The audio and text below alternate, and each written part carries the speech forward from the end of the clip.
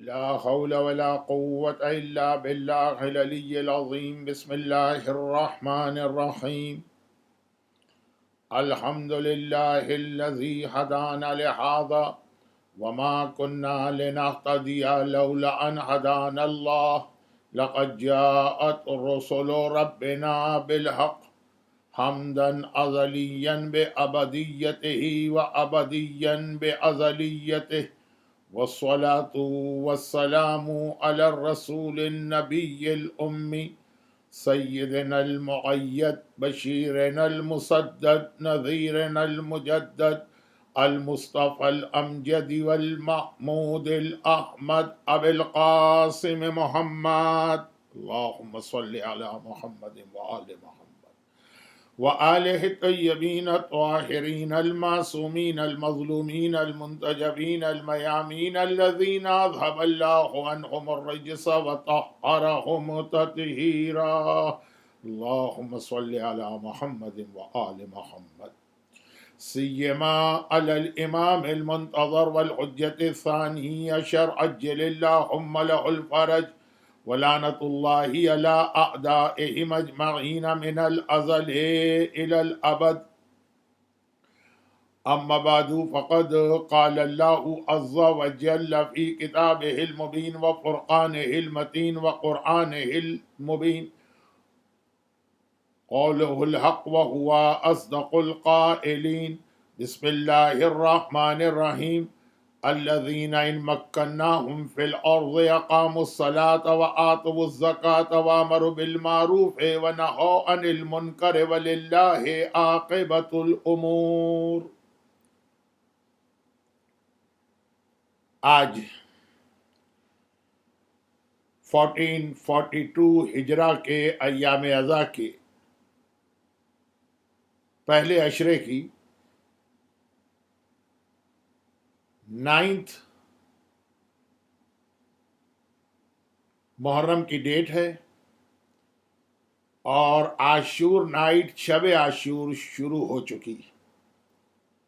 Jafri centre Atlanta میں امام زمانہ کے عنوان پر جہاں تک گفتگو پہنچی تھی، آج اس کا ایک بہت اہم تعلق کربلا کے واقعے سے بن رہا ہے. شب عاشور، عاشور کی رات،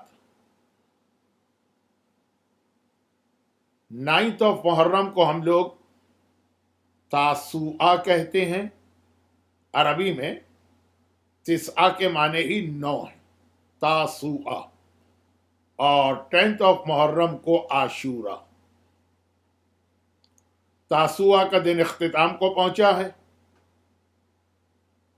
رات آ گئی ہے اور کل عاشورے کا دن ہے. گلستان فاطمہ کے اجڑنے کی تاریخ ہے. یہ بھرا ہوا گھر کل برباد ہونے جا رہا ہے. آج کا دن جو گزرا 9 محرم، جیسا کہ میں نے عرض کیا کہ اس کا نام ہے تاسوعا، اور اس کے حوالے سے ہسٹری میں ایک جملہ آیا ہے and that's enough. یہ ایک جملہ امام کے تمام مصائب کو بیان کرنے کے لیے کافی. تاسوعا الیوم حوصرا فیہ الحسین. یہ وہ دن ہے کہ جب حسین چاروں طرف سے گھیرے میں آ گئے. قد حوصرا فیہ الحسین، حسین کو محاصرے میں لے لیا گیا. سارے راستے بند ہو چکے، نہ کوئی یہاں سے باہر جا سکتا ہے نہ باہر سے یہاں آ سکتا. میرا آقا اور مولا سرکار سید الشہداء ہے اور اس کی ایک مختصر سی جماعت.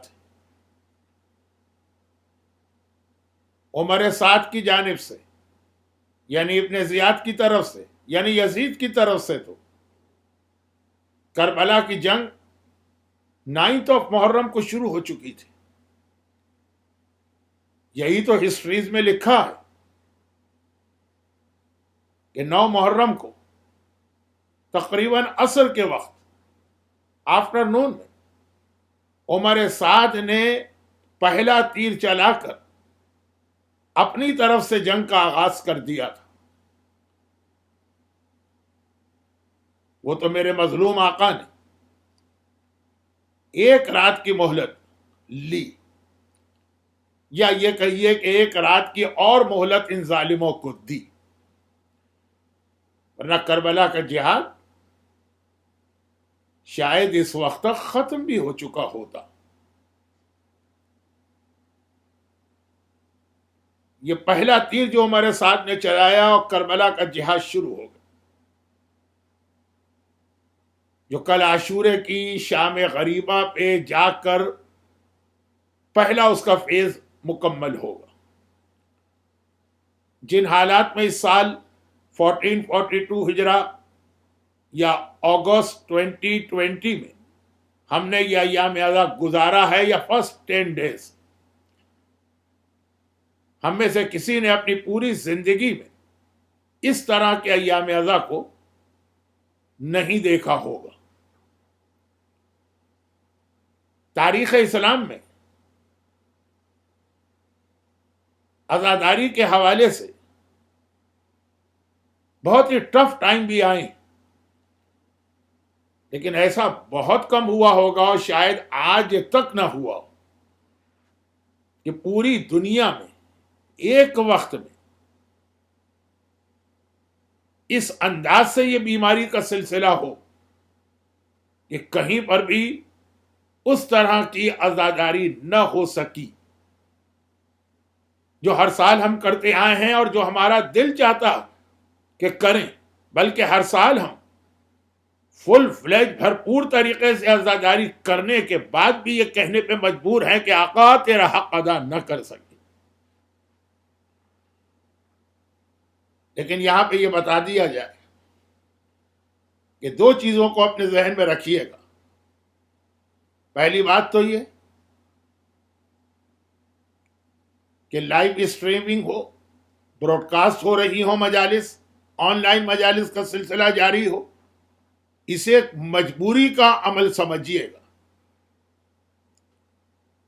کبھی یہ خیال نہ کیجیے گا کہ یہ تو ہمیں بلیسنگ ان ڈسگائز اور ایک اچھا موقع مل گیا عزاداری کو پروموٹ کرنے کا. پہلے تو ہم خالی سینٹرز میں عزاداری کرتے تھے، اب ہم نے گھر گھر ماتم شبیر پہنچا دیا. یہ گھر گھر ماتم شبیر پہلے سے پہنچا ہوا تھا. اس وقت جو کچھ بھی ہو رہا یہ مجبوری کی وجہ سے ہو رہا.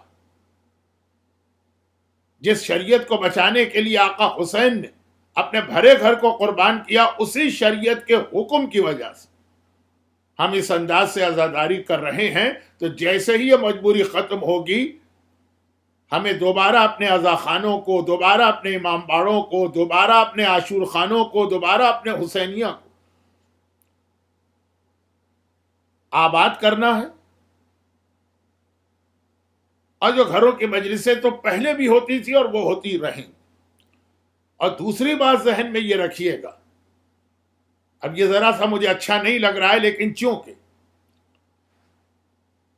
ہر سال جب عزاداری شروع ہوتی ہے تو یہ پرابلمز بھی شروع ہو جاتے ہیں، جس کو میں اب ڈسکس کرنے جا رہا ہوں آج کی مجلس کے شروع میں.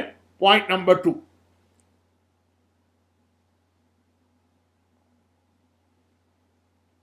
اور وہ یہ کہ جس انداز کی اس وقت عزاداری ہو رہی، اچھے نہیں ہیں جملے، لیکن وقت کی کمی کی وجہ سے جس انداز سے بھی میں بات کروں، میری ورڈنگ سے زیادہ میری نیت اور میرے میسج پہ غور کیجیے گا. تو اس کی وجہ سے ہونا تو نہیں چاہیے، لیکن شاید اس سال عزاداری میں لوگ کم خرچ کریں، کم ڈونیشن آئیں. ایک بہت بڑا جو عزاداری کو سپورٹ ملتا ہے، علم، تابوت، گہوارہ، مشق، تعزیہ، یہ جو مختلف ہماری زیارتیں ہوتی ہیں، صاحبان ایمان اس میں دل کھول کے خرچ کرتے ہیں، منتیں تو پوری کرتے ہیں، اس کے علاوہ جو ان کی جیب میں ہے وہ نکال کے رکھ دیتے ہیں۔ اب یہ مجبوری کے عالم میں جس انداز سے عزاداری ہے، دنیا کے کئی علاقوں میں شاید اس طرح سے یہ تبرکات اور یہ شبیہ برآمد نہ ہو سکے۔ کچھ علاقوں میں تو بہرحال یہ پاسبل ہوگا، لیکن شاید کچھ علاقوں میں نہ ہو۔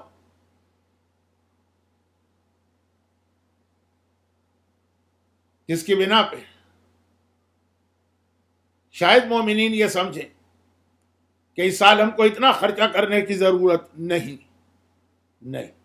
امام مظلوم کے نام پر، آقا کے نام پہ جو ہر سال آپ خرچ کرتے ہیں اتنا ہی کریں، اس سے بھی زیادہ۔ مجلسیں اگر کم ہو رہی ہیں تب بھی انہی امام باڑوں اور رضا خانوں کو آپ کا ڈونیشن جانا چاہیے۔ اچھا، یہ تو اس لیے میں اس سال کہہ رہا ہوں کہ اس سال ایام عزا سے پہلے کئی ایسے موقع عبادتوں کے آئے جہاں پر پاسٹ کے مقابلے میں خرچے کم ہوئے تو لوگوں کے ڈونیشن بھی کم آئے۔ ماہ مبارک رمضان دنیا کے کئی علاقوں میں ایسا ہوا کہ مسجدوں کے اندر جماعت نماز نہ ہو سکی، افطاری نہ ہو سکی، کھانا نہ ہو سکا، یا اس کے بعد جہاں پہ بقرعید کے موقع پہ جانور قربان کیا جاتا ہے، کئی جگہوں پہ ایسی پابندیاں تھیں کہ لوگ قربانی نہیں کر سکے۔ لیکن مجھے اچھا نہیں لگ رہا یہ کہتے ہوئے، لیکن بہرحال ان سب کا نتیجہ تو یہ نکل رہا ہے نا کہ خرچہ بچ رہا، اور پھر کہیں کہیں پہ یہ آواز بھی آ رہی کہ یہ جو پیسے ہیں یہ ہم کسی اور نیکی کے، چیریٹی کے کسی اور کام میں لگا دیں۔ اور پھر اس میں ایک بہت بڑا جو لوگوں کو مالی اعتبار سے فائدہ پہنچا، حج، اور بہت سے لوگ جو زیارت پہ جاتے تھے، تو ذہن میں یہ رکھیے گا کہ جو آپ ہر سال خرچ کرتے آتے ہیں وہ تو آپ نکال کے ایک طرف رکھیں کہ یہ تو ہے آقا حسین کے لیے، یہ تو ہمیں وہاں پہنچانا ہی پہنچانا۔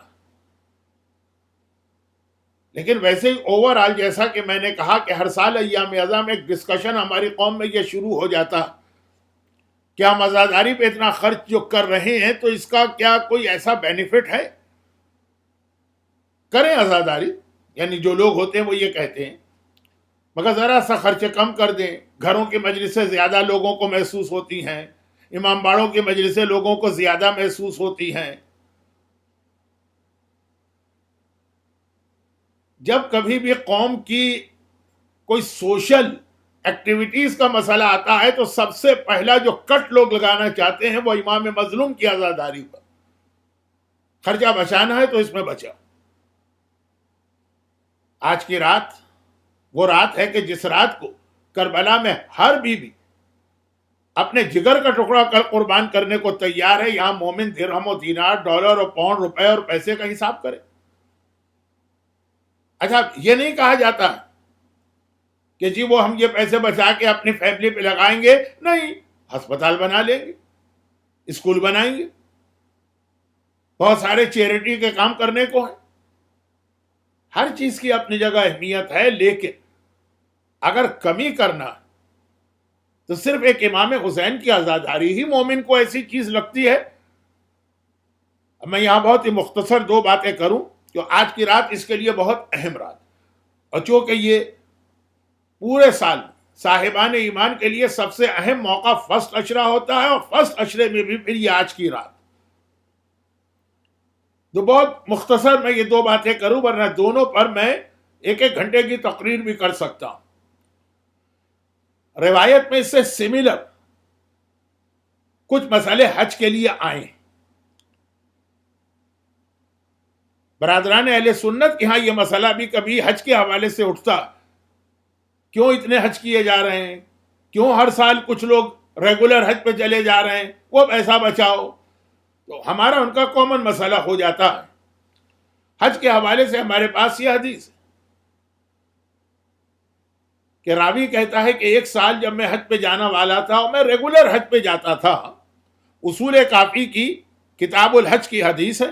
میں بہت شارٹ کر کے پڑھ رہا ہوں کیونکہ ٹائم پتہ نہیں کیوں میں شاید تھوڑا سا ویسٹ کر دیا کرتا ہوں. ہر سال حج پہ جاتا تھا, میں ریگولر جاتا تھا. اس سال قحط پڑا, کیا ہندی میں کہتے کال, فیمن, شارٹیج ہو گئی کھانے پینے کی. لوگ, غریب لوگ, مہنگائی کی وجہ سے گھر چلانا ان کے لیے مشکل ہو گیا. تو میں نے سوچا کہ اس سال میں حج پہ نہیں جاتا ہوں اور جو پیسے بچتے ہیں وہ میں ان غریبوں پہ صدقہ کر دیتا ہوں.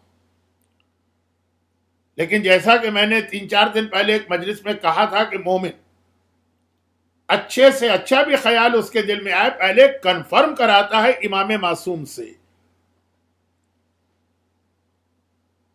کیونکہ ضروری نہیں ہے کہ جس سے آپ کا مغز یا دماغ اچھا کہہ رہا ہو وہ چیز اچھی بھی ہو. میں کنٹروورشل ٹاپک پہ بات نہیں کرتا ہوں, لیکن مثال دینے کے لیے اب بظاہر اگر آپ دیکھیں تو ماہ مبارک کے رمضان میں تراویح کی نماز بہت اچھی چیز لگ رہی ہے. قرآن ہی تو پڑھا جاتا ہے, نماز ہی تو پڑھی جاتی, لیکن اجازت نہیں ہے ہمارے, اسے جائز قرار نہیں دیا گیا. کوئی کہے کہ بھئی اس میں حرج ہی کیا ہے, ہم تو قرآن پڑھ رہے ہیں, کون سا نعوذ باللہ کوئی دنیاوی کلام و شعر و شاعری کر رہے ہیں, اور مسجد ہی میں جا رہے ہیں اور نماز ہی پڑھ رہے ہیں, اللہ ہی کی نماز پڑھ رہے ہیں. اس ڈیٹیل میں جانے کا وقت نہیں ہے, میں تو ایک ایگزامپل دے رہا تھا کہ اپنی طرف سے کسی چیز کو اچھا سمجھ کر اس کو دین نہ بنا دیجیے, کنفرم کیجیے جو دین کا محافظ ہے. چنانچہ راوی نے امام معصوم سے جا کے یہ سوال کیا. یہ روایت چھوٹی نہیں ہے, روایت بہت بڑی, جو کہ اصول کافی نہیں, یہ اصول کافی نہیں, فروع کافی کی روایت, جس کا ترجمہ اردو میں تو ہو چکا. اور کہا کہ مولا ایک طرف حج کا مسئلہ ہے اور ایک طرف میں لوگوں کی مدد کرنا چاہتا ہوں, چیریٹی میں پیسے دینا چاہتا ہوں. چیریٹی میں پیسے دینا کیسا؟ امام نے کہا ایک اچھا کام ہے. راوی نے کہا لیکن مولا میں تو یہ پوچھ رہا ہوں حج اور چیریٹی. امام نے کہا تو ایسا کیوں نہیں کرتے ہو کہ دونوں کام کر لو, حج بھی کر لو اور چیریٹی بھی کرو. کہا مولا میری اتنی حیثیت نہیں ہے. تو امام نے کہا کہ جتنا تم ہر سال حج پہ خرچ کرتے ہو, حج کو مت چھوڑو, جو اس کی برکتیں اور فائدے ہیں اس کا اپنے خرچے کو آدھا کر دو. جس طرح سے حج کرتے ہو, یہاں تک کہ امام نے فرمایا کہ جو حج میں تم کھانا اور غذا کھاتے ہو اس دفعہ آدھی کھاؤ, اور جو اس سے تھوڑے پیسے بچ جائیں وہ جا کے غریب کو دے دو. حج کا خرچہ بچا کر چیریٹی کر رہے ہو, اپنا خرچہ کم کر کے اس سے چیریٹی کرو. اسی طرح حج ہی میں ایک اور روایت ہے کہ امام نے ایک صحابی کو دیکھا اور کہا کہ تم حج پر کیوں نہیں جا رہے؟ کہا مولا العیال, وہ میرے فیملی ہے, بیوی بچے ہیں, ان کی وجہ سے حج پہ نہیں جاتا ہوں, ان کا بھی تو خرچہ مجھے دینا. امام نے فرمایا انہیں روٹی چٹنی کھلا دو. حج کس پر واجب ہوتا ہے, اس کی جو شرائط ہیں وہ اپنی جگہ, لیکن یہ بات واجب حج کی نہیں ہو رہی. لیکن جو حج کے بینیفٹ ہیں, جو حج کے فائدے ہیں, ان کو روٹی چٹنی کھلا دو چند دنوں کے لیے, لیکن حج کو مت چھوڑو. اسلام میں قرضہ لینے کو بہت برا سمجھا گیا. حتی الامکان مومن کسی کے آگے ہاتھ نہیں پھیلاتا, حتی قرضے میں بھی. مگر بقرعید کی قربانی کے لیے کہا گیا کہ اگر حیثیت نہ ہو تو قرضہ لے کے قربانی کرو, اللہ اس قرضے کو ادا کر دے گا, کیونکہ اس کے بینیفٹ اتنے. ایک چیز ہوتی ہے حکم خدا پر عمل کرنا تاکہ آخرت میں ثواب ملے, وہ اپنی جگہ, اور ایک ہے کہ وہ عبادت ہے جس کا دنیا میں بھی آپ کو ایک فائدہ ملتا ہے، وہ دوا کی طرح ہوتی. جب آدمی کو دوا کی ضرورت پڑتی ہے تو وہ اپنے گھر کے باقی خرچے روک کر دوا خریدتا ہے. ہو سکتا ہے بعض مثالیں ویسٹرن کنٹریز میں پوری نہ ہو، لیکن میں یہ خیال کرتے ہوئے کہ میرا مجمع جو ہے وہ 40+ کا ہوتا ہے اور یہ سب انڈیا پاکستان کے حالات کو دیکھے ہوئے، اور خاص جعفری سینٹر اٹلانٹا میں تو احمد آباد اور انڈیا ہی کے لوگ ہیں. تو اس کے جو بینیفٹ ہیں یہ سمجھ لو کہ جیسے دوا ہے. جب دوا کی ضرورت پڑتی ہے یا علاج کی ضرورت پڑتی ہے، آدمی اپنے کتنے دوسرے ضروری خرچے روک لیتا. پتہ چلا کہ ہمیں بائی پاس کو آپریشن کرنا ہے، پھر میں انڈیا کی مثال دے رہا ہوں، بہت سے ضروری خرچے روک لیں گے، کہیں گے کہ نہیں یہ زیادہ ضروری. تو حج، بقرعید کی قربانی، لیکن ان سب سے زیادہ برکت لانے والی چیز، فائدہ لانے والی چیز ہے یہ عزاداری امام مظلوم. ایسا نہ ہو کہ آپ میں سے ہر سال جتنا عزاداری میں خرچ کیا کرتا ہے یا سینٹرز کو دیا کرتے ہیں، اس سال دیکھیں کہ خرچہ کم ہے یا موقع نہیں ہے، سینٹر جا ہی نہیں رہے. یہاں پہ میں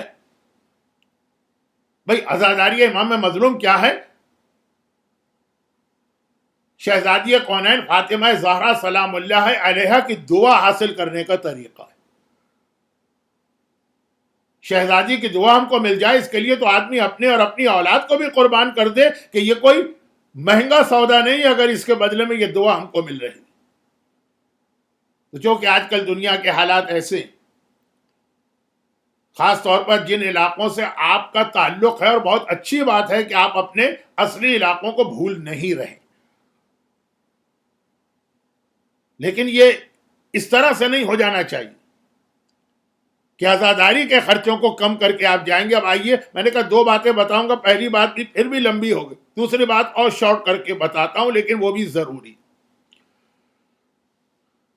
جب ایران کا اسلامی انقلاب آیا اور اس کے فوراً بعد صدام کو تیار کر کے ایران پر اٹیک کرایا گیا، ایک اچانک اٹیک بھی تھا، اور اس وقت ایران میں انقلاب آیا تھا، بھی سارے سسٹم ٹوٹ گئے، آرمی تک ایران کے ختم ہو گئی تھی.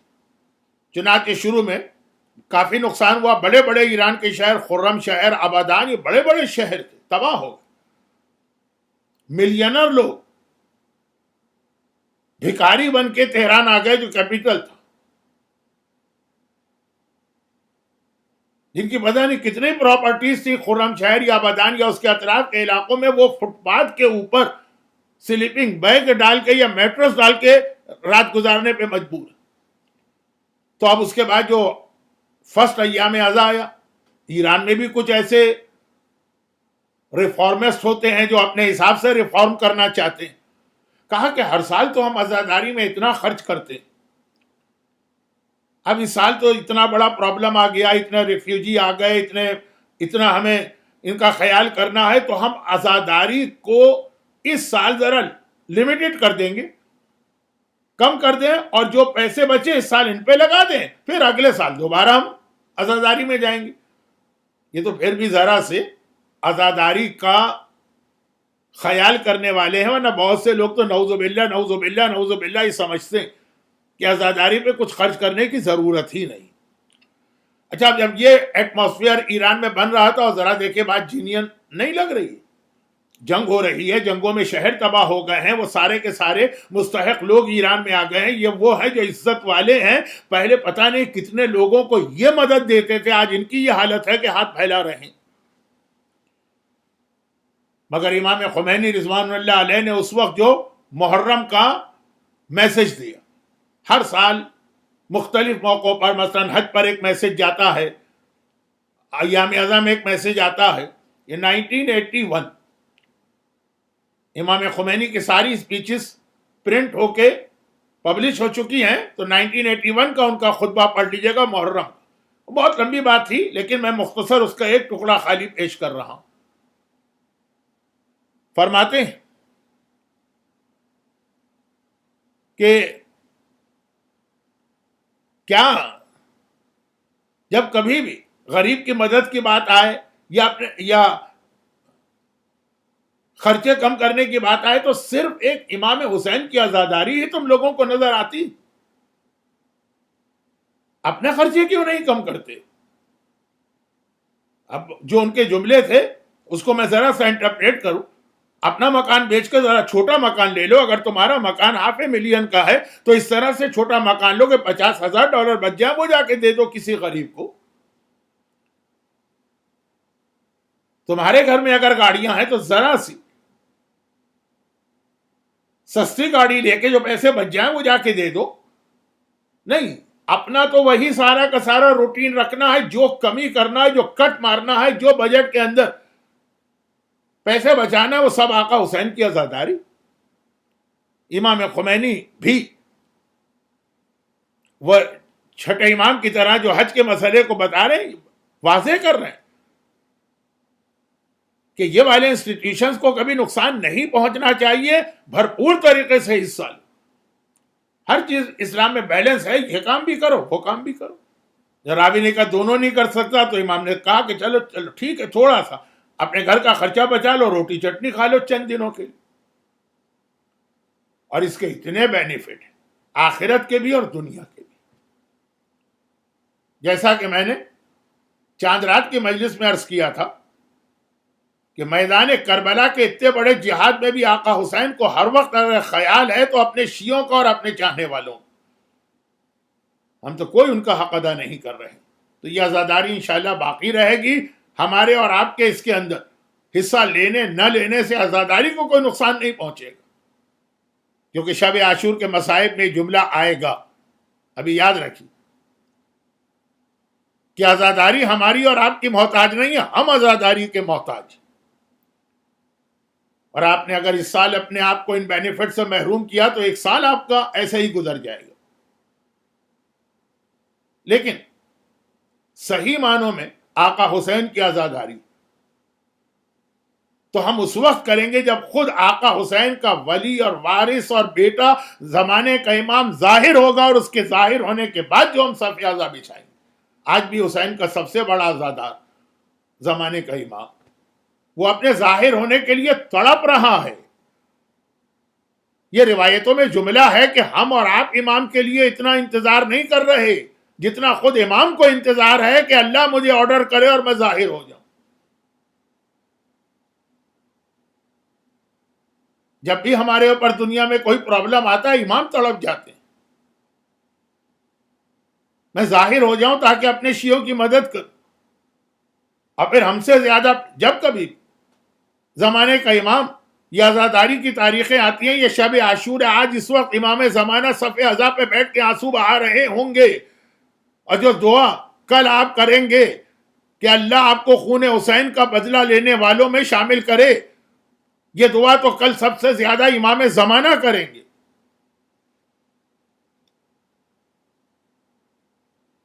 لیکن اس کے باوجود امام تڑپ بھی رہے ہیں اور امام دعا بھی کر رہے ہیں کہ اے اللہ مجھے جلدی سے ظاہر کر دے. تو پھر بھی امام ظاہر نہیں ہو رہے. چلیں ہمارا اور آپ کا مسئلہ تو یہ کہ ہم نے دعا مانگی,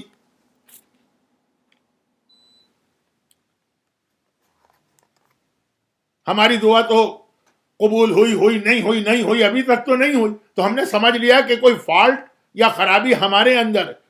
امام زمانہ اگر دعا مانگے اور وہ دعا قبول نہ ہو تو اس کا ریزن کیا ہوگا؟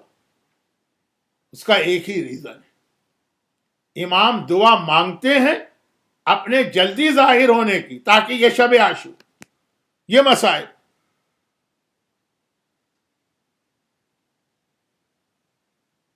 امام سے برداشت نہیں ہو رہے. لیکن فوراً اپنی دعا کو واپس لے لیتے. کیوں واپس لے لیتے؟ جب ہماری اور آپ کی حالت دیکھتے ہیں کہ ابھی ہم امام کے لیے تیار ہی نہیں. یہ 2 دن سے میری بات چل رہی.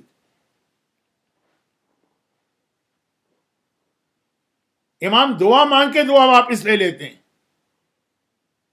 کہ اے خدا مجھے ذرا سا دیر سے ظاہر کرنا, تھوڑا ڈیلے ہو جائے کوئی بات نہیں, لیکن میں یہ نہیں چاہتا کہ میرے شیعہ جو میری غیبت میں اتنے سال تڑپ تڑپ کے گزار رہے ہیں، میرے ظاہر ہونے کے بعد یہی میری تلوار سے مارے جائیں. اب اتنا اور ان کو ٹائم دیتے ہیں کہ شاید یہ سمجھ جائیں، شاید یہ اپنے آپ کو بدل لیں. ایک عجیب بات روایتوں میں یہ بھی لکھی کہ پوچھا کسی نے کہ امام کب ظاہر ہوں گے؟ کہا جب امام کے ماننے والے سنسیئرٹی کے ساتھ امام کو ظاہر کرنا چاہیں. جب مومنین کرام کی میجورٹی امام کو تڑپ کے بلائے کہ آ جائیے، اس طرح سے نہیں کہ خالی زبان سے کہا. ظہور کی سب سے اہم کنڈیشن ہے ہمارا اپنے زمانے کے امام کو بلانا دل کی گہرائی سے. میں یہاں چھوٹی سی ایگزامپل آپ کو دے دوں، ایسی ایگزامپل خالی فرضی باتیں نہیں ہیں، واقعاً ایسے پیش بھی آئے ہیں واقعات. ایک صاحب ہیں، ان کا مجھ سے کوئی ریلیشن نہیں، کوئی رشتہ نہیں، کوئی تعلق نہیں.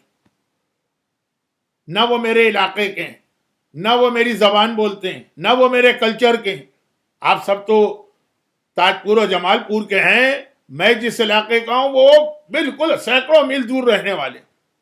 لیکن بہرحال مجلسیں سنی انہوں نے، کسی وجہ سے بڑے امپریس ہو گئے. شب عاشور ہے اس لیے میں ذرا سا جوک والا اسٹائل اختیار نہیں کر رہا ہوں کہ بہرحال ایسے بھی کچھ لوگ ہیں جنہیں میری مجلسیں پسند ہی نہیں آتی بلکہ وہ میرے فین بن جاتے ہیں، وہ ایسے ہیں. اب 46 ایئر ہو گئے مجھے مجلسیں پڑھتے ہوئے، تو اب وہ بہت پہلے سے میری مجلس سن رہے ہیں، جب خود بھی جوان تھے بلکہ یوتھ میں تھے. اور پھر زندگی کے مختلف مرحلے آئے، شادی ہوئی، شادی کے بعد اولاد ہوئی، اولاد کے بعد اب ان کی بیٹی اس قابل ہو گئی کہ بیٹی کی شادی ہو. اور وہ میرے پاس آئے اور آنے کے بعد کہا کہ مولانا میری بیٹی کی شادی ہونے والی ہے اور میں آپ کے پاس آیا ہوں. میں سمجھا کہ شاید وہ آئے ہوں گے اس کام کے لیے کہ بتا دیجئے کہ ڈیٹس میں سے کون سی ڈیٹ اچھی ہے. ہمارے یہاں اردو میں اس کو جنتری کہتے ہیں، آپ کے یہاں گجراتی میں کیا کہتے ہیں، لیکن بہرحال انڈیا میں اس کا رواج زیادہ اچھی تاریخیں بری تاریخیں نہیں. وہ اس لیے نہیں آئے، کہنے کہ مولانا میری بیٹی کی شادی ہے. آج میں جس اسٹیج پر ہوں، جیسی میری فیملی ہے، جیسا میرا گھر ہے، وہ صرف آپ کی وجہ سے. یہ مت سمجھیے کہ میں کوئی اپنی بڑائی ہانک رہا ہوں، ایسے لوگ ہوتے ہیں. اور اب میں یہ برداشت نہیں کر سکتا ہوں کہ میری بیٹی رخصت ہو اور آپ اس موقع پہ نہ ہو. آپ کا وجود ہونا ضروری ہے، چاہے باقی میرا کوئی رشتہ دار آ سکے کہ نہ آ سکے. تو میں تو اس لیے آپ کے پاس آیا ہوں کہ آپ بہت زیادہ ٹریولنگ بھی کرتے ہیں، مجلسوں کے لیے بھی جاتے ہیں، پھر حج پہ بھی جاتے ہیں، زیارت پہ بھی جاتے ہیں. آپ یہ بتائیے کہ سال میں کون سی تاریخ آپ کے پاس خالی ہے کہ آپ یہاں ہوں، میں اسی تاریخ کو اپنی بیٹی کی شادی رکھوں. ہمارے ہاں جو شادی کا کرائٹیریا ہوتا ہے ڈیٹ کا کہ جنتری دیکھی جاتی ہے، تاریخ اچھی ہے، تاریخ بری ہے، اس کے بعد یہ دیکھا جاتا ہے کہ رشتہ داروں میں سے کون سے باہر سے آ رہے ہیں، ان کی ویکیشن ہے اور ہالیڈیز ہیں، پھر یہ دیکھا جاتا ہے کہ میرج ہال اس دن خالی ہے کہ خالی، بہت ساری چیزیں. انہوں نے کہا کچھ نہیں، میں تو بس یہ چاہتا ہوں کہ آپ کی دعاؤں کے سائے میں میری بیٹی رخصت ہو. جو ڈیٹ آپ کہیں گے، سال میں جو تاریخ آپ بتائیں. میرا ان سے کوئی رشتہ نہیں، میرا ان سے کوئی تعلق نہیں، نہ میرے کٹمب کے ہیں، نہ میری برادری کے ہیں، نہ میرے علاقے کے ہیں. میری لینگویج اردو ہے، ان کی لینگویج بھی کوئی اور ہے. لیکن اتنے خلوص اور محبت کے ساتھ انہوں نے کہا کہ میں نے اپنے کئی پروگرام کچھ کینسل کر کے، کچھ ڈیٹ ایڈجسٹ کر کے کہا کہ نہیں، جو آپ کی خواہش ہے اس کے حساب سے میں آؤں گا. دل خوش ہو رہا ہے.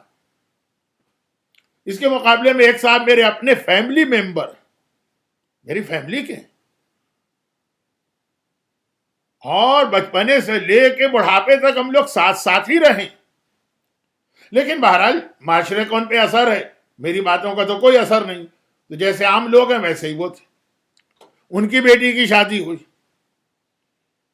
اب وہ اس شادی میں مجھے نہیں بلانا چاہتے ہیں، لیکن اب یہ کہ اتنا کلوز ریلیشن ہے، اور بہرحال مجلس پڑھنے کی وجہ سے آدمی کا ایک سوسائٹی میں اسٹیٹس تو بن جاتا ہے، ریلیشن بھی کلوز ہے، کہ تھوڑا سا اپنی فیملی میں شہرت رکھتا ہوں تو ان کے دل میں ہے کہ اگر ان کو نہیں بلائیں گے ہر آدمی پوچھے گا. اب وہ چاہتے بھی نہیں ہے کہ میں آؤں، منع بھی نہیں کر سکتے. اچھا کیوں نہیں چاہتے کہ میں آؤں؟ اس لیے چاہتے ہیں کہ ان کے یہاں مکس گیدرنگ ہے، پتہ ہے کہ مولانا آئیں گے ہنگامہ جوت دیں گے. ان کے یہاں شادی میں ڈانس ہے بچیوں کا، اور پتہ ہے کہ مولانا آئیں گے تو اس کے بعد یہ کہاں کا ڈانس، کیسا ڈانس. ان کی شادی کے اندر گانے بجانے میوزک وہ سب کچھ ہو رہا ہے. ان کی شادی کے اندر وہی 2 4 5 مستنڈے نوجوان نامحرم وہ کیمرے لے کے اور وہ ویڈیو کے کیمرے لے کر وہ بڑی بڑی فلیش گنیں لے کے عورتوں میں گھسے چلے جا رہے. پتا ہے ان کو کہ میں یہ دیکھوں گا تو خاموش رہ ہی نہیں سکوں گا، بولوں گا، میرے پر واجب ہو جائے گا بولنا. ان کے آنے سے ہماری ساری شادی جو ہے وہ تباہ ہو کے رہ جائے گی. شادی تو ہمارے ایسی کا نام ہے نا، ہلا گلا شور شرابہ انجوائمنٹ مکس گیدرنگ گانا بجانا ڈانس، کئی ساری چیزیں، یہ سب تو یہ خراب کر دیں گے. مگر کیسے ان کو اگنور کریں؟ اتنے کلوز ریلیٹیو ہیں، پورے خاندان میں سب سے مشہور ہے، ہر آیا گیا پوچھے گا ارے بھائی مولانا نہیں آئے آپ کے یہاں؟ تو وہ آئے میرے پاس دعوت دینے کے لیے، کہا کہ میری بیٹی کی شادی ہے اس تاریخ کو، اور مجھے پتا ہے کہ آپ بہت بزی ہوتے ہیں، آپ کے پاس تو ٹائم ہی نہیں ہوتا ہے، اپنے گھر کو آپ ٹائم نہیں دے پاتے، آپ کی ٹریولنگ بھی بہت ہے، مجلسیں بھی بہت ہیں، تو مجھے بالکل برا نہیں لگے گا اگر آپ یہاں شادی میں نہیں آئے، آپ جہاں پہ ہوں وہیں سے ہم کو یاد کر لیجئے گا، ہمارے لیے تو وہی کافی ہے. دیکھیے مولانا، ہماری وجہ سے اپنا کوئی پروگرام نہ خراب کیجیے گا، ہماری وجہ سے کوئی مجلس نہیں چھوڑیے گا، ہماری وجہ سے کوئی محفل نہیں کیجیے گا، ختم کیجیے گا، ہماری وجہ سے ڈیٹ چینج نہیں کیجیے گا، ہمیں کوئی دکھ و صدمہ نہیں ہوگا، ہم آپ سے کمپلین نہیں کریں گے، اور جہاں بھی ہوں وہاں دعا کر لیجیے وہی کافی. 15 منٹ میں 100 دفعہ کہہ گئے کہ آپ نہ آئے تو کوئی بات نہیں، نہ آئے تو کہنے کو دعوت بھی دے رہے. کوئی آدمی بھی پوچھے کہ بھائی مولانا نہیں آیا، نہیں میں تو خود جا کے پہلا کارڈ ان کو دے کے آیا. لیکن کارڈ دیتے جا رہے، ہر جملے میں ایک جوتا میرے سر پہ مارتے جا رہے. اس دن میں خالی بھی تھا تو میں نے کہا ان کے ہاتھ تو جانا ہی نہیں. وہ باڈی لینگویج جو ان کی بول رہی ہے، جو ان کا اسٹائل بول رہا ہے، کون جائے گا؟ ذرا سے بھی آدمی میں غیرت ہے تو نہیں جائے گا. خود وہ کہہ رہا ہے کہ نہیں آئیے، وہ کمپلین ہے، لیکن بہرحال پہلا کارڈ میں آپ کو دے رہا ہوں، بڑی بڑی خوش قسمتی ہوتی، لیکن میں آپ کے کسی دینی کام میں رکاوٹ نہیں ڈالنا چاہتا ہوں. مجھ جیسا سمپل آدمی اور بہت کم نالج رکھنے والا وہ بھی دیکھ لیتا کہ 2 بلانے والوں میں سے کون کس طرح سے بلا رہا. وہ غیر ہے، میں اس کے ہاں چلا گیا اپنے 10 پروگرام کینسل کر کے. یہ اپنا ہے، میں خالی بھی تھا تو اس کے گھر نہیں گیا. کیا امام زمانہ یہ محسوس نہیں کرتے ہیں کہ ہم امام کو کس طرح سے بلا رہے ہیں؟ دل کی گہرائی سے بلا رہے ہیں، سنسیئرٹی کے ساتھ بلا رہے ہیں، واقعاً بلا رہے ہیں، یا خالی ایک روٹین ہے، بچپنے سے عادت پڑ گئی ہے الاجل اجل کی، اجل اللہ کی، آئیے مولا آئیے. لیکن جس وقت یہ کہہ بھی رہے ہوتے ہیں اس وقت بھی ہمارا دل کہیں ہوتا ہے، دماغ کہیں ہوتا ہے، خالی زبان پہ ایک لفظ آ رہا ہوتا ہے. کیا امام محسوس نہیں کر رہے ہوتے کہ اگر یہ دل کی گہرائی سے بلا رہا ہوتا تو اس مرد کے چہرے پہ داڑھی تو ہوتی نا، اس عورت کے سر پہ اسکارف تو ہوتا نا، اس نوجوان نے اپنے آپ کو گانے بجانے سے تو بچایا ہوتا نا، اس شخص نے اپنے گھر میں حلال و حرام کا خیال تو رکھا ہوتا نا. یہ آدمی جب مجھ سے کہہ رہا آئیے آئیے تو یہ کہنے سے پہلے، یہ کہنے کے بعد کسی کی غیبت تو نہیں کر رہا ہوتا نا. کیا امام، نعوذ باللہ میں علم امامت کی بات نہیں کر رہا ہوں، وہ سب جانتے ہی جانتے ہیں، لیکن اس کے علاوہ ہمارا انداز، ہمارا اسٹائل، ہماری باڈی لینگویج، ہمارا اپنے آپ کو چینج کیے بغیر امام کو بلانا. یاد کیجئے سیکنڈ مجلس میں جو 1 محرم کا دن گزر کے ہوئی تھی، میں نے ایک جملہ کہا کہ اسی طرح سے کوفے والوں نے آقا حسین کو بلایا، آئیے مولا آئیے، مولا آئیے، مولا آئیے، خط خط خط بوریاں بھر دی. لیکن کسی قسم کا نہ اپنے آپ میں چینج لائے، نہ کوئی تیاری کر کے آئے. رزلٹ کیا نکلا؟ جب آقا نے مسلم ابن عقیل کے بارے میں خط بھیجا کہ میں اپنا سفیر بھیج رہا ہوں،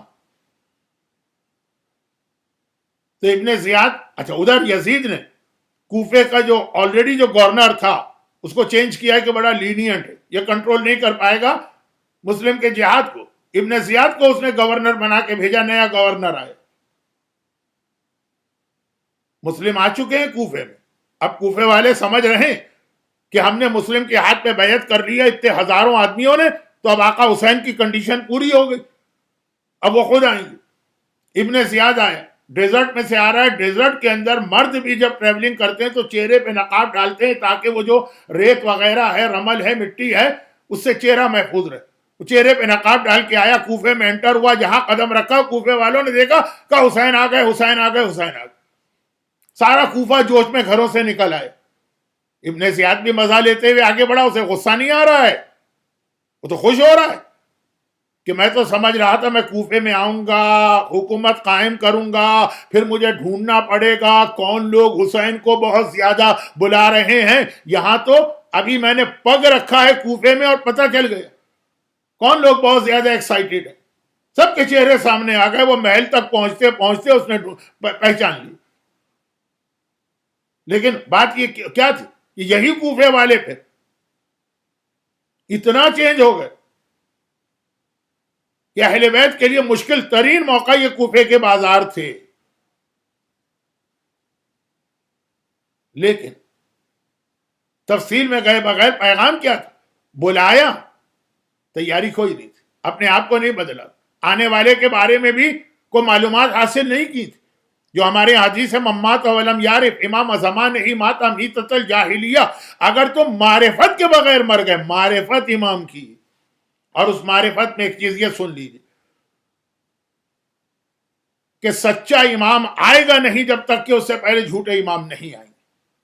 اور اب میں وہ جملہ کہنے جا رہا ہوں جو عام مومنین کرام کی ایکسپیکٹیشن ہوتی ہے ظہور امام کے حوالے سے، اس کے اگینسٹ سے سائنس آف ظہور، سائن، یہ ہر ایک کو بہت شوق ہے اس سبجیکٹ کا، اور اس کے اندر بھی جیسا میں نے کل کہا تھا،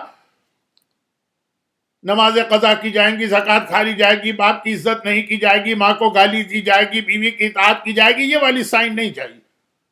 سعودی عرب میں کیا ہوگا، بحرین میں کیا ہوگا، فلسطین میں کیا ہوگا، امریکہ میں کیا ہوگا، وہ سائن بتائیے۔ تو وہ جو روایت میں ہے کہ آخری امام، سچا امام جب آئے گا اس سے پہلے کئی جھوٹے امام آئیں گے، تو یہ بھی ہے کہ ان جھوٹے اماموں کے لیے جھوٹی سائن بنائی جائیں گی، وہی ساری جن کو ہم سائن آف ظہور سمجھ رہے ہیں نا، وہ بنائی جائیں گی، آرٹیفیشل، فیبریکیٹڈ، ہوم میڈ، تاکہ یہ کنفرم کیا جائے کہ یہی وہ امام ہے۔ تو اس لیے سائنس آف ظہور سے زیادہ اہمیت ہے امام کی صحیح معرفت حاصل کرنا، اور اپنے آپ کو ویسا بنانا کہ جس کے بعد امام کہیں کہ ہاں اب یہ مجھے بلا رہا ہے تو یہ سنسیئرٹی کے ساتھ اور صحیح طریقے سے بلا رہا۔ اور اس کے لیے ایک جملہ سن لیجئے جس پر مجھے 15 منٹ بات کرنا تھی، لیکن اب تو مجلس کا وقت ہی ختم ہو گیا۔ اور یاد رکھیے، امام کا سپاہی بننے کے لیے ہر فوج کو جب آپ جوائن کرتے ہیں تو ٹریننگ لینا پڑتی۔ دنیا میں ایسا کہیں نہیں ہوتا کہ آپ گئے، آپ نے کہا میں آرمی جوائن کرتا ہوں، انہوں نے کہا آ جاؤ، آپ کا نام لکھا، اٹھا کے میزائل آپ کے حوالے کر دیے، اٹھا کے ٹینک آپ کے حوالے کر دیا، اٹھا کے فائٹر پلین آپ کے حوالے کر دیا کہ جاؤ بھائی شروع کر دو جہاد۔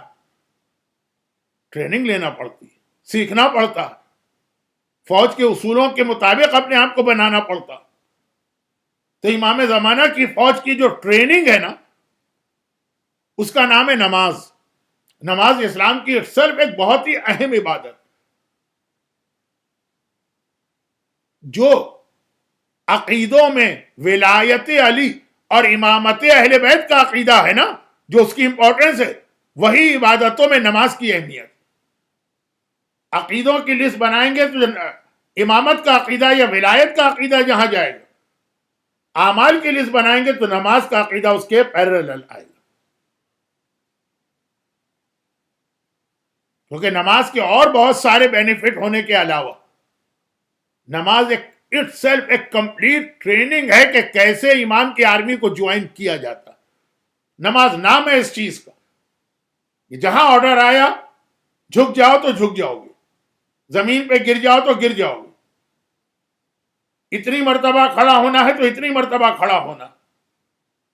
فجر کے وقت 2 مرتبہ 2 رکعت پڑھنا ہے تو 3 نہیں پڑھ سکتے. عشاء 4 رکعت پڑھنا ہے تو 2 نہیں پڑھ سکتے. سفر میں نماز آدھی ہو گئی تو پوری نہیں پڑھ سکتے ہو.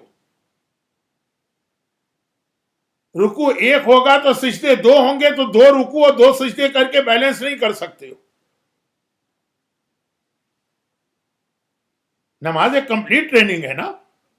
یہ تو میں نماز کے پازیٹو ایکشنز بتا رہا ہوں, اور جو نماز کے نیگیٹو ایکشن ہے وہ بھی لے لی.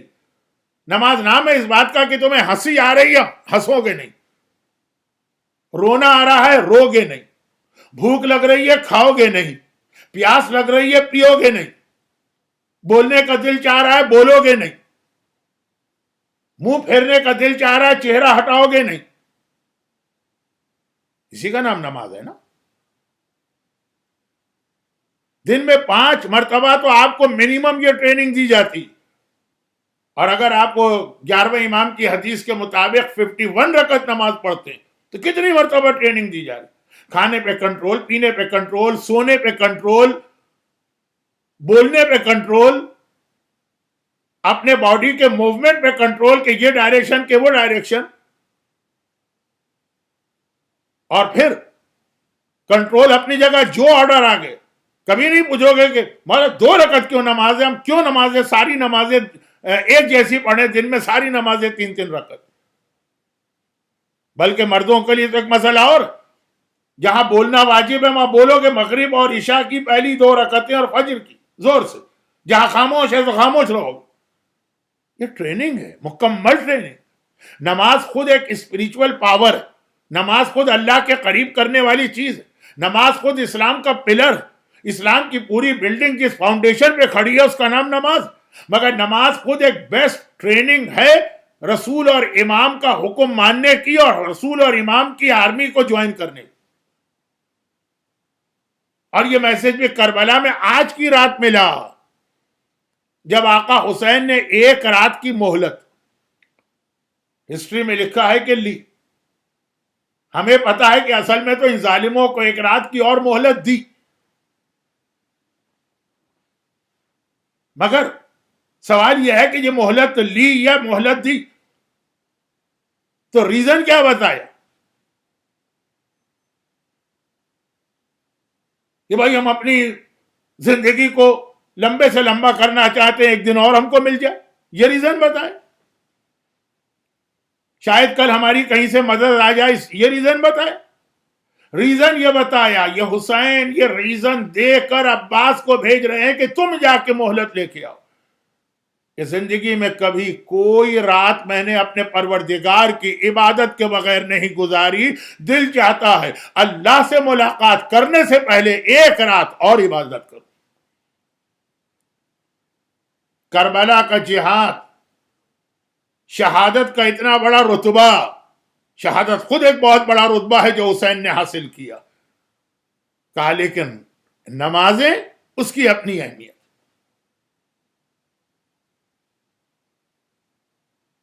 آج کی رات شب عاشوراء گئی. کائنات کا جو سردار ہے اور سردار کائنات کا بیٹا, 1 رات اس نے دشمن سے ریکویسٹ کر کے مانگی.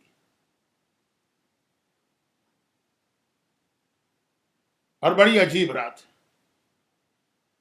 آج کی رات وہ آخری رات جب آپ کو فاطمہ کا گھر آباد نظر آ رہا, بھرا گھر فاطمہ کا آباد.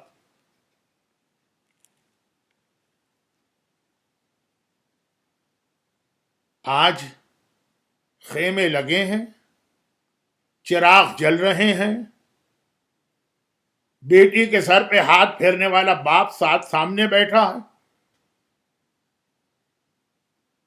بہن کا بھائی نظر آ رہا ہے, تمام خواتین کے سہاگ سلامت ہیں. ماؤں کے لخت جگر ان کی آنکھوں کے سامنے. کیا رونق و آبادی ہے آج اہل بیت کے گھرانے میں. ود ان 24 آورس کل کی رات آئے گی.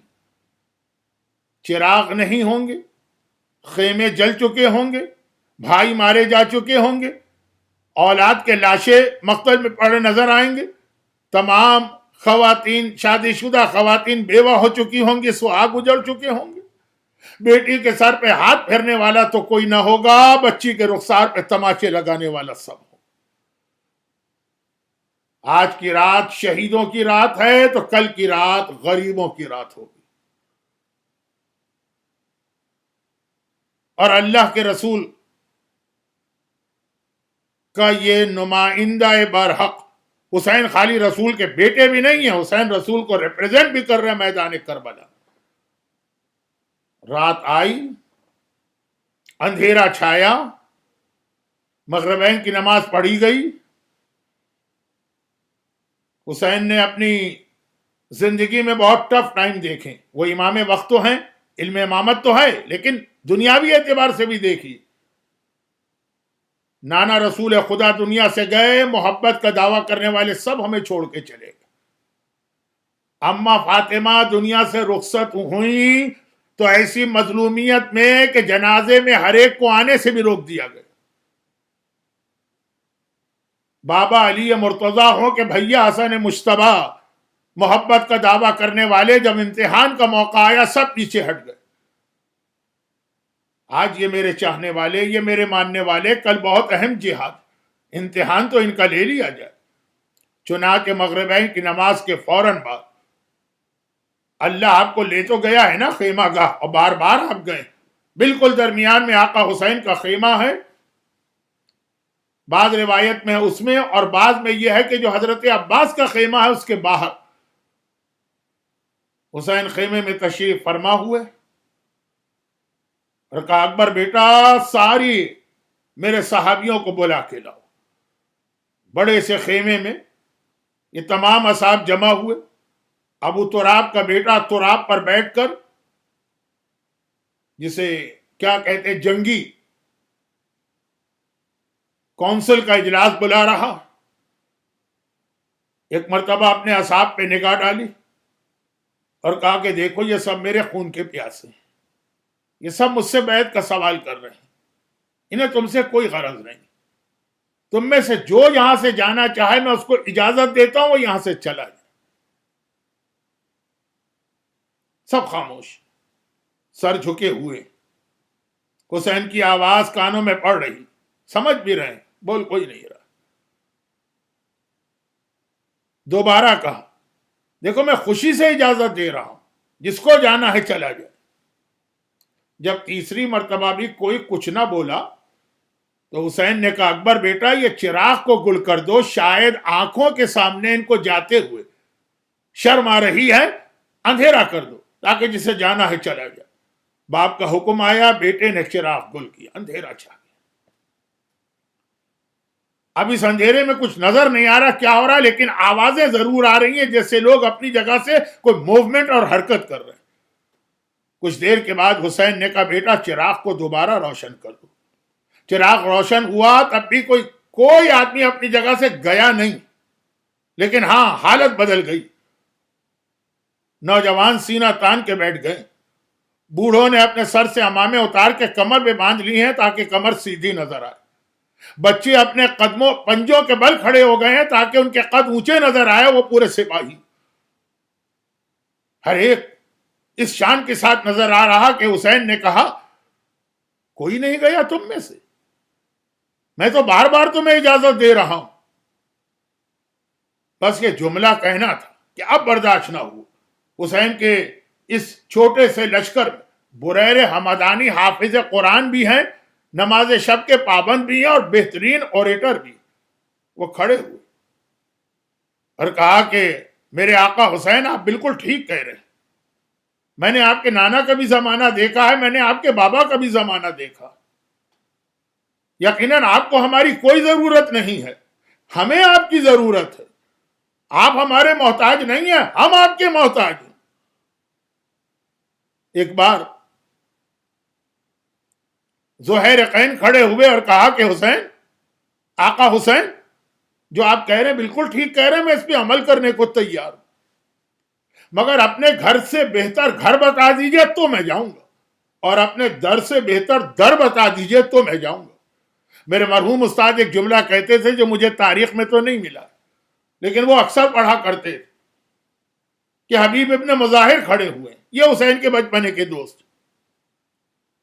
کہا حسین تم ہمیں بھیج رہے ہو، میں جانے کو تیار، مگر ایک بات بتا دو کہ اگر قیامت کے دن تمہاری ماں فاطمہ زہرا نے مجھ سے پوچھ لیا حبیب میرے لال کو دشمنوں کے بیچ میں چھوڑ کے کیوں آ گئے، تو بتاؤں میں کیا جواب؟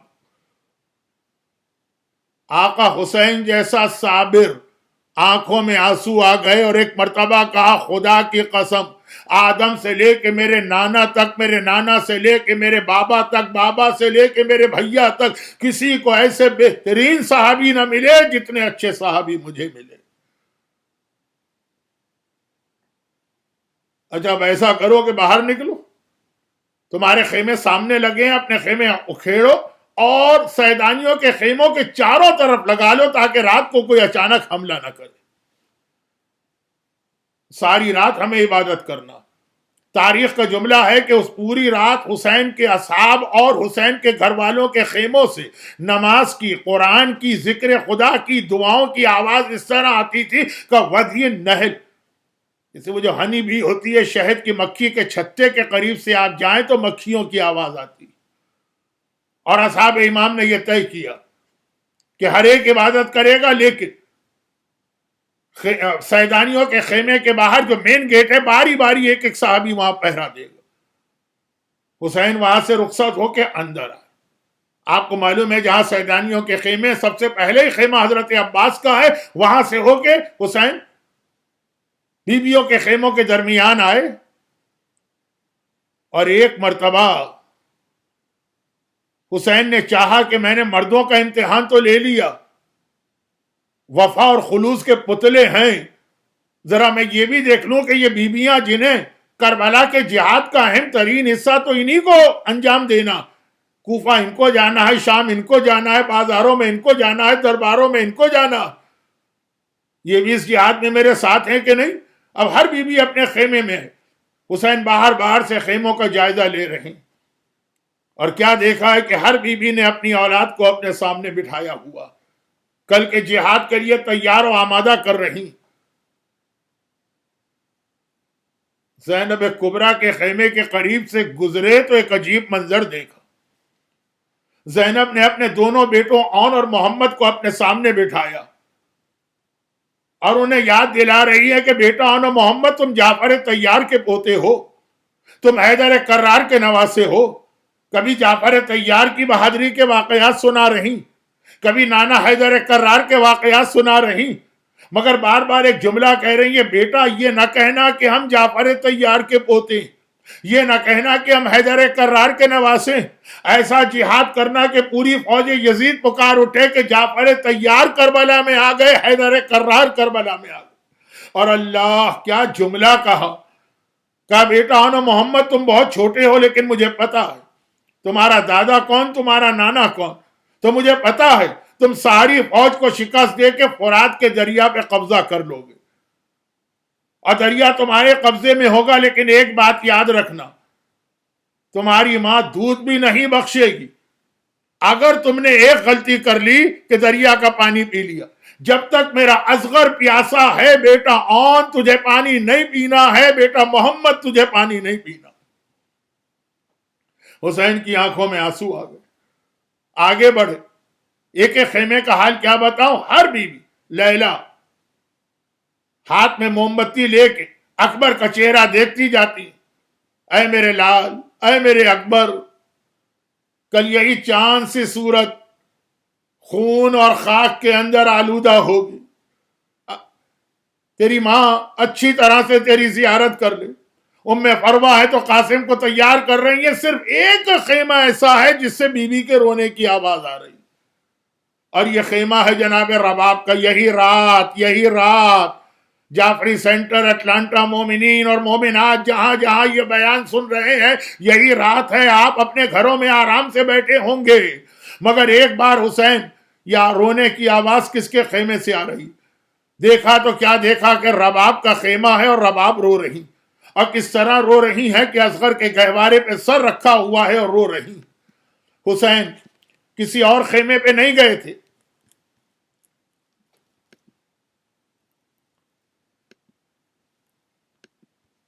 فقط رباب کا خیمہ ایسا نظر آیا کہ حسین اس خیمے کے اندر داخل ہو گئے، گہوارے پہ سر رکھے ہوئے رباب رو رہی۔ گھبرا کے پوچھا رباب خیریت تو ہے کہ اصغر مر گئے؟ رباب نے کہا نہیں مولا، میں تو رو رہی ہوں کہ جب شادی ہو کر اس گھر میں آئی تھی تو میں نے اپنے آپ کو دنیا کی سب سے خوش قسمت عورت سمجھا، فاطمہ زہرا کی بہو بنی، علی مرتضیٰ کی بہو بنی، جوانان جنت کا سردار میرا شوہر، اور پھر اللہ نے مجھے اولاد دی، اور اولاد بھی ایسی جو ہر عورت کو تمنا ہوتی ہے، 2 اولادیں دی، ایک بیٹا دیا ایک بیٹی دی، خاندان مکمل ہو گئے۔ لیکن آج کی رات مجھے اپنی بدقسمتی پہ رونا آ رہا۔ میں ہر بیوی کو دیکھ رہی ہوں وہ کل کے جہاد کے لیے اپنی قربانی تیار کر رہی ہے، لیکن رباب کتنی بدقسمت، کل کے جہاد کے لیے رباب کے پاس کوئی تحفہ ہی نہیں۔ بڑی بیٹی ہے، بیٹیاں مقتل میں جاتی نہیں، سکینہ جو مقتل میں جاتے ہیں لڑکے، وہ اتنا چھوٹا اصغر ہے کہ گھٹنوں کے بل چلا کے بھی نہیں لے جا سکتی۔ مجھے تو نہیں پتا آقا نے کیا جواب دیا۔ ہم اور آپ ہاتھ جوڑ کے کہتے شہزادی آپ تو سمجھ رہی ہیں کہ آپ کے پاس کل کے لیے کوئی قربانی نہیں ہے؟ ارے آپ کی اولاد تو ایسا جہاد کرے گی کہ دنیا عباس و اکبر کے جہاد کو بھول جائے گی۔ آپ کا اصغر کل کربلا میں یزیدیوں کو رلا دے گا، آپ کی سکینہ زندان شام میں بیٹھ کے شامیوں کو رلا دے گی۔ اور حسین نے بیویوں کا بھی جائزہ لیا، اور ایک مرتبہ سین خیمہ میں آئے، دیکھا زینب بڑی بے چینی اور بے قراری سے یہاں ٹہل رہی ہیں، اور محمد کو تیار کر کے آگے۔ حسین نے کہا زینب بہن خیریت تو ہے؟ کہا بھیا میں نے نانا کا زمانہ دیکھا ہے، اب تک مجھے یاد آ رہا، میں نے بابا کا زمانہ دیکھا ہے، اب تک مجھے یاد آ رہا، مجھے اماں کی مظلومیت یاد آ رہی، مجھے بھیا حسن مصطفیٰ کی مظلومیت یاد آ رہی ہے۔ بھیا تو نے اپنے ساتھیوں کا اچھی طرح سے امتحان لے لیا؟ ایسا تو نہیں ہے کہ کل تجھے مصیبت میں چھوڑ کے چلے جائیں؟ اس سے پہلے کہ حسین کو جواب دے، در خیمہ پر بریر حمدانی پہرا دے رہے تھے، ان کے کان میں شہزادی کا جملہ پہنچ گیا۔ ایک بار اصحاب امام کے خیموں کی جانب رخ کر کے آواز دی، اے مسلم ابن اوسجا، اے حبیب ابن مظاہر، اے زہیر قین، اے ہلال، اے شوذب، ذرا دوڑ کے تو آنا۔ سارے اصحاب دوڑے دوڑے آئے، کہا کہ بریر خیریت تو ہے؟ کیا دشمن نے اچانک حملہ کر دیا؟ بریر نے کہا ارے اس سے بھی زیادہ بڑا امتحان، فاطمہ کی بیٹی کو ہماری وفا پہ یقین نہیں آ رہا، بس اتنا سننا تھا۔ تمام اصحاب امام نے اپنی اپنی تلواریں نکال کے اپنی گردن پہ رکھیں، کہا شہزادی اگر حکم دیجئے تو ابھی اپنے ہاتھ سے اپنی گردنیں کاٹ کے اپنے سر آپ کے قدموں پہ نچھاور کر دیں۔ زینب نے ہاتھ اٹھا کے دعا دی، کہا بھیا حبیب اپنے اپنے خیموں میں چلے جاؤ۔ اور رات گزر رہی ہے، آج کی رات یہ شب عاشور ہے، حسین ساری رات عبادت میں گزار رہے۔ ہمارے یہاں بھی شب عاشور کے کچھ اعمال ہیں، آدھی رات کے بعد کی ایک روایت ہے، مختصر سن لیجئے۔ اس وقت جس صحابی کا پہرا تھا وہ کہتے ہیں کہ اب میری باری تھی، میں در خیمہ پر کھڑا تھا، اچانک میں نے دیکھا خیمے کا پردہ ہٹا، بہت آہستہ سے میرا آقا اور مولا خیموں سے باہر آیا اور کربلا کے مقتل کی جانب چلنے لگا۔ میں گھبرا گیا، خیریت تو ہے؟ آدھی رات بھی گزر چکی ہے، ہر طرف سناٹا ہے، ہر طرف اندھیرا ہے، میرا آقا اکیلے جا رہا، کہیں کوئی نقصان نہ پہنچ جائے۔ میں بہت چپکے چپکے آہستہ آہستہ آقا کے پیچھے چل رہا، چلتے چلتے چلتے میں نے دیکھا ایک جگہ پہ جا کے آقا کمر پکڑ کے بیٹھ گئے. میں اب قریب آیا, سلام کیا, آقا نے مجھے دیکھا, کہا تم کیسے؟ میں نے کیفیت بتائی. کہا آقا یہاں کمر پکڑ کے آپ کیوں بیٹھ گئے ہیں؟ آج کی رات ابھی کربلا کا جہاد نہیں ہوا مگر حسین کی عزاداری شروع ہو چکی ہے. ایک مرتبہ کہا ارے یہی وہ جگہ ہے جہاں میرا قاسم گھوڑے سے زمین کربلا پہ گر کر گھوڑوں کی ٹاپوں تلے پامال ہوگا. پھر میں نے دیکھا میرا آقا سنبھلا, تھوڑا آگے بڑھا, ایک اور جگہ نظر آئی, اپنا کلیجہ پکڑ کے بیٹھ گیا. میں نے پوچھا آقا یہ کون سی جگہ ہے؟ کہا یہ وہ جگہ ہے جہاں میرا 18 سال کا اکبر کلیجے پہ برچی کا پھل کھا کے زمین کربلا پہ گرے گا اور بوڑھے باپ کو جوان بیٹے کا لاشا اٹھانا پڑے گا. پھر میں نے دیکھا میرا آقا ایک مرتبہ روتے روتے سنبھلا, آگے بڑھا, اور جو گودال قتل گاہ تھی جو ذرا نیچے کا علاقہ تھا, نشیبی علاقہ تھا, اس جانب گیا. میں بھی آقا کے ساتھ ہوں, اور جیسے ہی وہاں پہنچا میں نے گھبرا کے کہا آقا یہ رات کا وقت ہے, اندھیرا ہے, سناٹا ہے, تنہائی ہے, مجھے کسی بی بی کے رونے کی آواز آ رہی ہے. ایک مرتبہ آقا نے کہا رہے ہاں یہ میری ماں فاطمہ زہرا ہے جو میرا ماتم کر رہی ہے. تو میری نگاہ زمین پہ پڑی, میں نے دیکھا ایسا لگ رہا ہے کوئی زمین کی صفائی کر کے گیا ہے, کنکر ہٹے ہوئے ہیں, پتھر ہٹے ہوئے ہیں, زمین صاف کی گئی ہے. میں نے گھبرا کے کہا آقا یہ زمین کی صفائی کس نے کی ہے؟ کہا یہ میری ماں فاطمہ زہرا, وہ یہاں پہ آئی ہیں کیونکہ یہی وہ جگہ ہے جہاں ذوالجناح سے میں زمین کربلا پہ گروں گا. شبر ملعون میری گردن پہ خنجر چلائے گا. میری ماں نے آ کے پہلے سے صفائی کر دی ہے, کنکر ہٹا دو, پتھر ہٹا دو, ایسا نہ ہو میرے لال کو تکلیف پہنچے. بس میرا آج کا آخری جملہ, شہزادی آج شب عاشور آپ نے کنکر و پتھر ہٹا دیے تاکہ آپ کے لال کو تکلیف نہ پہنچے. ارے کل سے پہر تو آئیے, آپ کا حسین ذوالجناح سے تیر کھا کے گر رہا, تلواریں, نیزے, برچھیاں. شہزادی یہ کنکر تو نہیں لیکن سارا جسم حسین کا تیروں سے چھلنی.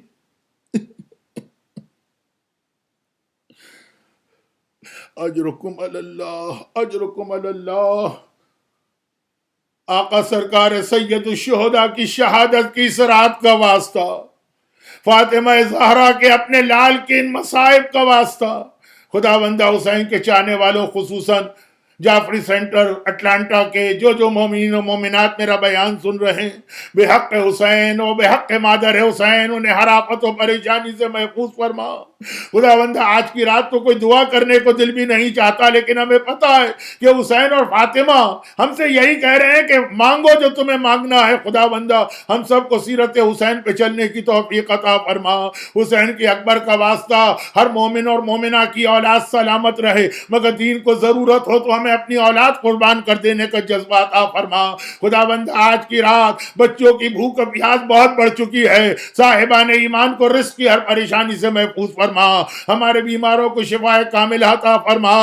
کربلا کے انہی شہیدوں کے لاشوں کا واسطہ یہاں قاسم گرا, وہاں اکبر گرے گا, وہاں عباس کے بازو کٹیں گے, وہاں حسین ذوالجناح سے زمین پہ آئیں گے. خدا بندہ ہمارے تمام مرحومین کی مغفرت فرما, ہماری عزاداری آئندہ سالوں میں اس سے بھی زیادہ شان و شوقت کے ساتھ ہو. کربلا کی زیارت کے راستے ایک مرتبہ دوبارہ کھول دے اور ظہور امام زمانہ میں تعجیل فرما. ربنا تقبل منا انك انت السميع العليم.